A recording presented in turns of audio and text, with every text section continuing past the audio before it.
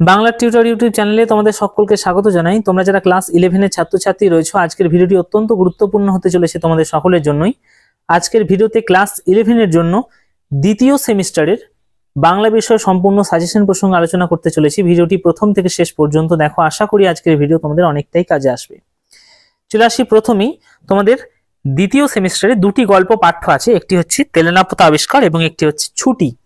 এই দুটি গল্পের মধ্য থেকে তুমি যদি একটি গল্প থেকে বড় প্রশ্ন রেডি করো, আশা করছি তুমি কমন পাবে।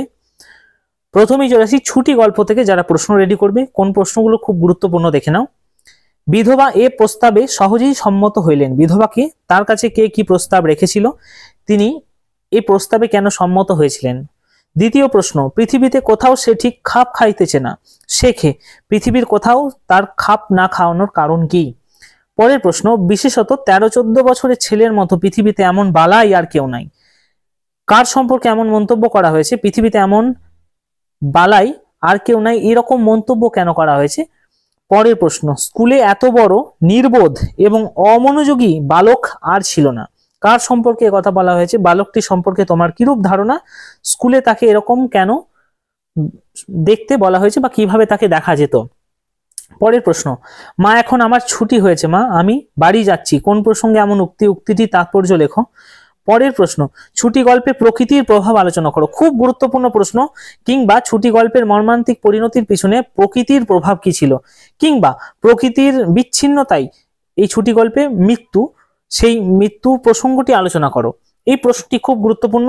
পরে চলে আসি, এমন সময় কাঁচা পাকা বাবুটি ঘরে ঢুকিলেন, বলিলেন কি হচ্ছে তোমাদের, বাবুটির পরিচয় দাও। এখানে কাদের কি হওয়ার কথা বলা হয়েছে। পরের প্রশ্ন, নিজের হীনতা এবং দৈন্য তাহাকে মাটির সহিত মিশাইয়া ফেলিল, উল্লেখিত চরিত্রে হীনতা এবং দৈন্যের পরিচয় দাও। পরের প্রশ্ন, ছুটি গল্পে মামার বাড়িতে গিয়ে ফটিকের যে দুরাবস্থা হয়েছিল সেই প্রসঙ্গে লেখো। এটি সংসদের নমুনা প্রশ্ন, এই প্রশ্নটিও খুব গুরুত্বপূর্ণ। চলে আসছি পরের তোমাদের যে গল্প পাঠ্য আছে, প্রেমেন্দ্র মিত্র রচিত তেলেনাপোতা আবিষ্কার গল্প। এখান থেকে প্রশ্ন দেখে নাও। প্রথম প্রশ্ন, তেলেনাপোতা আবিষ্কার গল্প অবলম্বনে যামিনী চরিত্র প্রসঙ্গে আলোচনা করো। দ্বিতীয় প্রশ্ন, তাহলে হঠাৎ একদিন তেলেনাপোতা আপনিও আবিষ্কার করতে পারেন, তেলেনাপোতা আবিষ্কারের শর্ত কি কি, গল্পের নায়ক কিভাবে তেলেনাপোতা আবিষ্কারে সমর্থ হয়েছিলেন। পরের প্রশ্ন, আমি তোমায় কথা দিচ্ছি মাসিমা, আমার কথা নড়চড় হবে না, কে কাকে কথাটি বলেছে, সত্যি কি তার কথা নড়চড় হয়নি। পরের প্রশ্ন, কে নিরঞ্জন এলি, নিরঞ্জনকে কোন পরিস্থিতিতে গল্পের নায়ক নিরঞ্জনের ভূমিকায় অবতীর্ণ হয়েছিলেন। পরের প্রশ্ন, মনে হবে তেলেনাপোতা বলে সত্যিই কোথাও কিছু নেই, এ কথা বলার কারণ কি, কেন মনে হবে এরকম। পরের প্রশ্ন, প্রেমেন্দ্র মিত্রের তেলেনাপোতা আবিষ্কার গল্পে এখানে আবিষ্কার বলতে কি বোঝানো হয়েছে, বিষয়বস্তুর নিরিখে এই প্রশ্নটির ব্যাখ্যা করো। অর্থাৎ তেলেনাপোতা আবিষ্কার গল্পের নামকরণ প্রসঙ্গটা দেখে রাখলেও হবে। পরের চলে আসছি আমরা প্রশ্ন, তেলেনাপোতার আবিষ্কার কেন বলা হয়েছে সেই প্রশ্নটা। পরের প্রশ্ন, হঠাৎ একদিন তেলেনাপোতা আপনিও আবিষ্কার করতে পারেন, কোন পরিস্থিতির লেখক এরকম মনে হচ্ছে। মাছ ধরার সময় পুকুর ঘাটের বর্ণনা। এই কয়েকটি প্রশ্ন তুমি যদি তেলেনাপোতা আবিষ্কার থেকে দেখো, তুমি আশা করছি কমন পাবে। পরের কবিতা থেকে, কবিতা তোমাদের পাঠ্য আছে ভাব সম্মিলন বিদ্যাপতি রচিত, এই কবিতা থেকে প্রশ্ন দেখে নাও। প্রথম প্রশ্ন, চিরদিনে মাধব মন্দিরে মোর, কার কোন মন্দিরে মাধব উপস্থিত হয়েছেন, মাধবের উপস্থিতিতে বক্তার মানসিক কি প্রতিক্রিয়া লক্ষ্য করা যায়। খুব সুন্দর প্রশ্ন। পরের প্রশ্ন, শীতের অর্ণি পিয়া গিরিশির বা বরিশার ছত্র পিয়া দরিয়ার না, এরকম উক্তিটির তাৎপর্য আলোচনা করো। পরের প্রশ্ন, আঁচল ভরিয়া যদি মহানিধি পাই, কোন প্রসঙ্গে শ্রী রাধিকা এমন উক্তি করেছেন, শ্রী রাধিকার কৃষ্ণ প্রেমের নিবিড়তা এখানে কতখানি প্রকাশ পেয়েছে আলোচনা করো। পরের প্রশ্ন, শুনো বড় নারী, এখানে বিদ্যাপতি বড় নারীকে ডেকে কি বার্তা দিয়েছিলেন এবং কবিতায় বড় নারী সম্পর্কে কি জানা যায়, এ সংক্ষেপে লেখো। ভাব সম্মিলন কাকে বলে, আলোচ্য যে পদটিতে রাধার আনন্দের চিত্র ফুটে উঠেছে তা নিজের ভাষায় লেখো, এটি সংসদের নমুনা প্রশ্ন। পরের, সুজনক দুঃখ দিবস 2-4, সুজনক কে, সুজন কাকে বলা হয়েছে, দুঃখের কারণ কি, তার দুঃখের অবসান কিভাবে ঘটেছিল। পরে চলে আসি লালন শাহ ফকিরের গান, লালন শাহ ফকির রচিত, এখান থেকে প্রশ্ন দেখে নাও।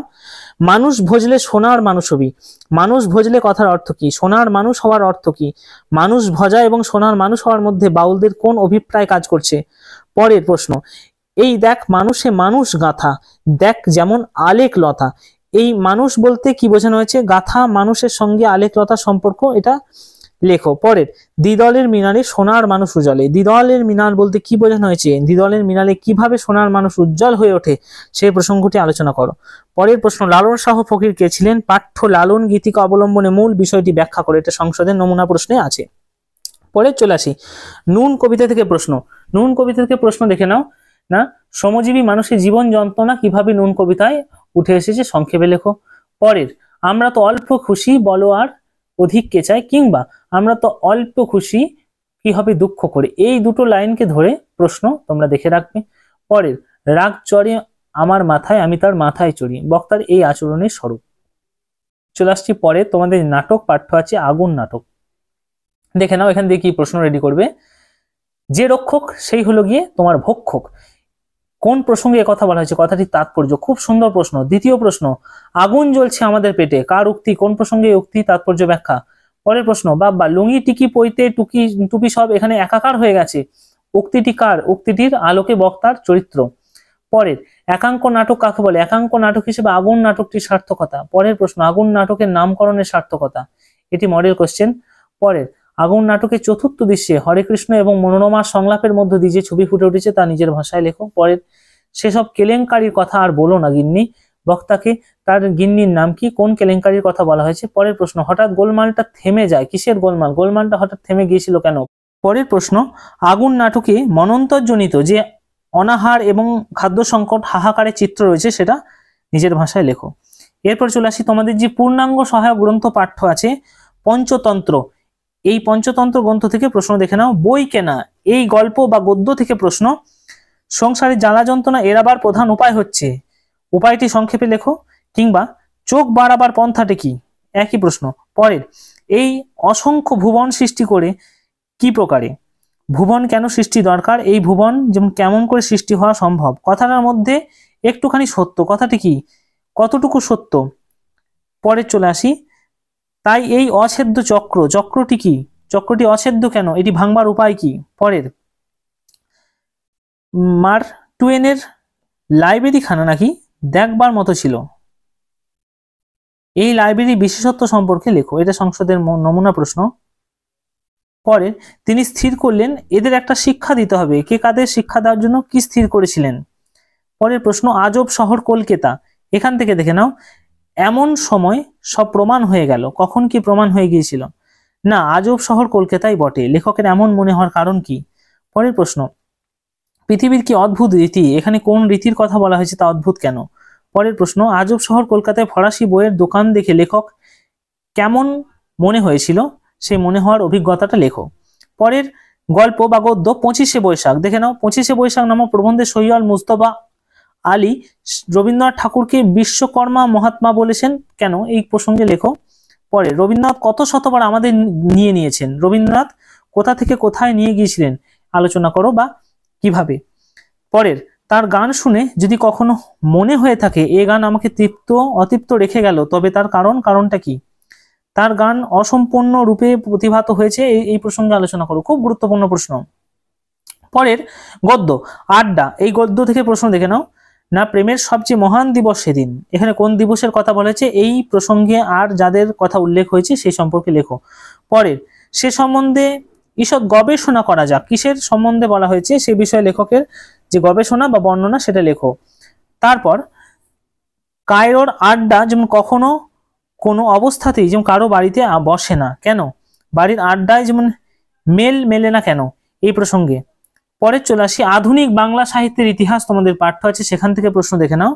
না বাংলা গদ্য চর্চার ইতিহাসে ফোর্ট উইলিয়াম কলেজের অবদান, রাজা রামমোহন রায়ের অবদান বাংলা গদ্যের বিকাশে, কাব্যধারায় মাইকেল মধুসূদনের অবদান, নাট্য সাহিত্যে মধুসূদনের অবদান, বাংলা গদ্যের বিকাশে ঈশ্বরচন্দ্র বিদ্যাসাগরের অবদান, বাংলা কাব্যের ধারায় জীবনানন্দ দাশের অবদান, বাংলা উপন্যাসের ধারায় বঙ্কিমচন্দ্র চট্টোপাধ্যায়ের অবদান, বাংলা ছোট গল্পের ধারায় রবীন্দ্রনাথ ঠাকুরের অবদান, নাটকে দীনবন্ধু মিত্রের অবদান, নাট্যকার গিরিশচন্দ্র ঘোষ সম্পর্কে তার অবদান সম্পর্কে আলোচনা করো, বাংলা উপন্যাসে বিভূতিভূষণ বন্দ্যোপাধ্যায়ের অবদান। চলে আসি পরে, লৌকিক সাহিত্য একটি জায়গা তোমাদের পাঠ্য রয়েছে সেখান থেকে প্রশ্ন দেখে নাও। না ছড়ার বৈশিষ্ট্য প্রসঙ্গে আলোচনা করো, ছড়ার উদাহরণ, ধাঁধার বৈশিষ্ট্য এবং ধাঁধার উদাহরণ, দুটি লোককথার নাম এবং একটি লোককথা সম্পর্কে আলোচনা করো। এখানেই শেষ হলো ক্লাস 11-এর জন্য সেকেন্ড সেমিস্টারের বাংলা সম্পূর্ণ সাজেশন। যাদের ভিডিও ভালো লাগলো অবশ্যই একটি লাইক করবে, কমেন্ট করে তুমি তোমার মতামত জানাতে ভুলবে না। যারা চ্যানেলে নতুন অবশ্যই চ্যানেলটিকে সাবস্ক্রাইব করবে এই ধরনের আরো গুরুত্বপূর্ণ ভিডিও পাওয়ার জন্য।